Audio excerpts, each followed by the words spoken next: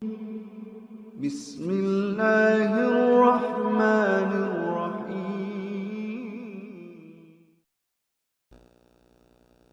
warahmatullahi wabarakatuh. Sobat-sobat, kita bersama lagi di channel saya dalam dakwah Islam pencerahan. Sobat-sobat, belakangan ini saya mengkritisi pemahaman salafi. Namun sobat-sobat, bukan berarti saya anti salafi. Bukan berarti saya memusuhi salafi.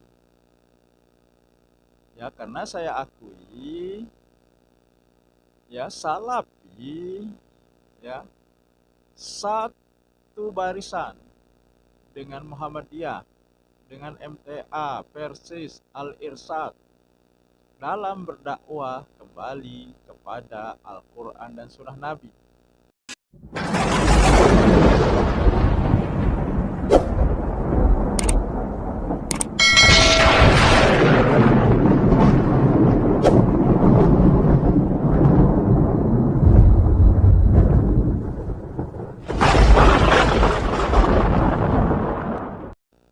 Namun sobat-sobat, kita juga harus objektif, harus jujur, harus adil. Ya, kalau ada pemahaman salafi yang saya anggap lebay, saya anggap berlebihan, sobat-sobat, ya, ya contohnya masalah jenggot, masalah isbal, atau masalah gambar, musik, ya. Nah, misalnya jenggot, kan tidak semua orang yang tumbuh jenggot. Meskipun tumbuh jenggot, ya, ada yang pantas dan ada yang tidak pantas. Kalau ini menurut salafi, ya, wajib memelihara jenggot, artinya haram mencukur habis jenggot, kan ini berarti ada ketidakadilan, ada diskriminasi terhadap orang yang tidak tumbuh jenggotnya. Kasihan kan mereka yang tidak tumbuh jenggot tidak bisa melaksanakan perintah ini. Kalau ya memelihara jenggot ini wajib. Apakah perintah Allah seperti itu? Tentu saja tidak. Karena perintah Allah pasti semua orang bisa melakukannya sesuai dengan kemampuannya, sobat-sobat. Kemudian masalah gambar, ya, ada komen foto itu, ya, tidak diharamkan oleh salafi. Yang diharamkan adalah melukis secara manual. Ya, karena foto katanya bukan kreasi manusia. Ini kan naif, sobat-sobat. Foto itu kan hasil tustel. Ya, bisa dari HP dan sebagainya. Dan tustel itu adalah buatan manusia, kreasi manusia. Bahkan ya sangat mirip dengan aslinya. Nah, apakah ini? Ini kan naif. Ya, makanya saya katakan ya, salafi dalam hal ini, dalam beberapa masalah ini lebay, berlebihan, sobat-sobat. Ya. Nah, kita juga harus memperhatikan kontekstualnya. Tidak hanya teksnya saja, dikaitkan dengan perkembangan zaman. Nah, tetapi sobat-sobat, saya tidak ingin membahas ini terlalu dalam. Karena saya sudah membahasnya di konten saya yang lalu. Saya juga ingin menanggapi ya yang dulu menamakan dirinya Komandan Laskar Aswaja, yaitu Al-Qudsi, sobat-sobat. Ini nih masih ngeyel dia nih, sobat-sobat. Ya, dia masih minta dalil, katanya mana dalilnya. Nah, ini lihat, lihat di komen sobat-sobat, di screenshot sobat-sobat, komen dia. Dia masih minta dalil kalau tahlilan bid'ah, kalau maulid mubah. Padahal masalah maulid sudah saya katakan berkali-kali. Yang namanya mubah tidak ada dalil larangan maupun perintahnya. Diserahkan kepada kita bagaimana untuk melakukannya.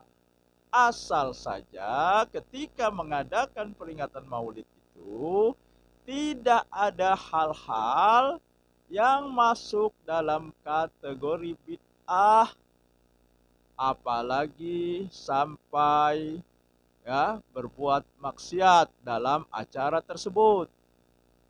Nah, itu Al-Qudsi, ya. Nah, kemudian dia juga minta dalil katanya bahwa kalau tahlilan itu bid'ah. Padahal Kiai Haji Idrus Romli, ya, ulama mereka sudah mengakui ya ini bid'ah. Bukan hanya bid'ah, ya, bid'ah mungkarot. Ya bukan hanya bid'ah tetapi juga bid'ah mungkarot. Karena sewajarkan berpemahaman ada bid'ah hasanah. Tetapi ini jelas dikatakan oleh Kiai Haji Idrus Ramli bahwa ini bid'ah mungkarot. Bahkan yang menghentikannya akan mendapat pahala. Nah, kurang jelas bagaimana lagi Al-Qudsi. Bahkan itu tertera di kitab I'anatul Thalibin. Ini juga Kiai Haji Idrus Ramli yang mengatakan. Dan memang benar ada. Nah, dalil dari mana lagi? Ya, Kiai Anda sendiri sudah mengatakan itu. Inilah ya ngeyel. Al-Qudsi memang selalu ngeyel. Ya, ya ini mungkin ya karena sudah berkaratnya amalan bid'ah, ya, ya akhirnya selalu ngeyel seperti ini. Kan susah sobat-sobat memberi pemahaman, memberi pengertian kepada orang yang ngeyel. Sama dengan susahnya ya oknum-oknum salafi diberi pemahaman ya mengenai sesuatu yang berlebihan. Ya, yang saya katakan mereka berlebihan di beberapa masalah. Di depan sudah saya katakan. Ya, masalah jenggot, masalah isbal, masalah musik, masalah gambar. Ini kan sulit untuk memberikan pengertian. Kalau ya kita pendukung dakwah kembali kepada Al-Quran dan Sunnah sering mengatakan pihak yang menentang taklid buta, bukankah oknum salafi juga taklid buta dengan beberapa masalah ini?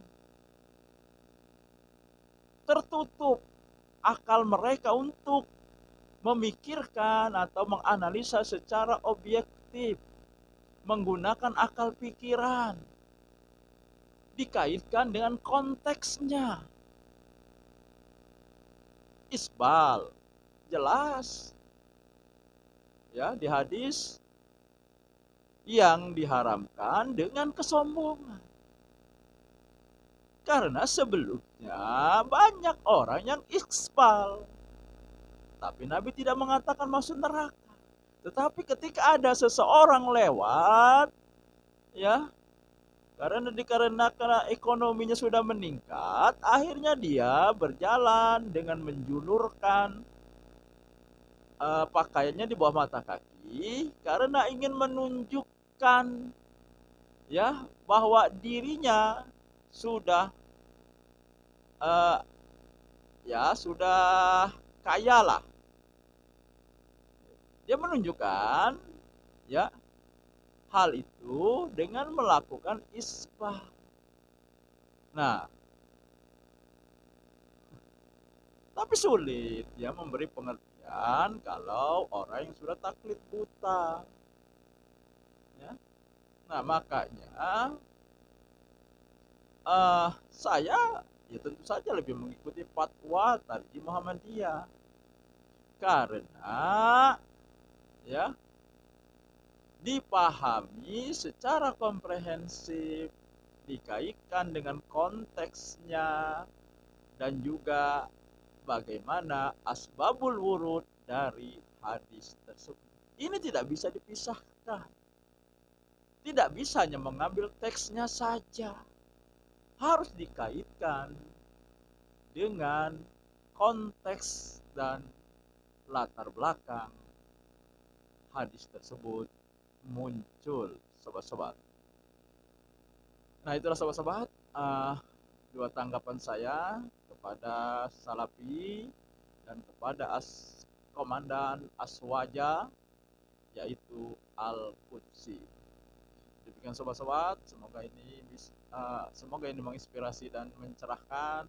Nasru minallahi wa barakatuh. Wassalamualaikum warahmatullahi wabarakatuh.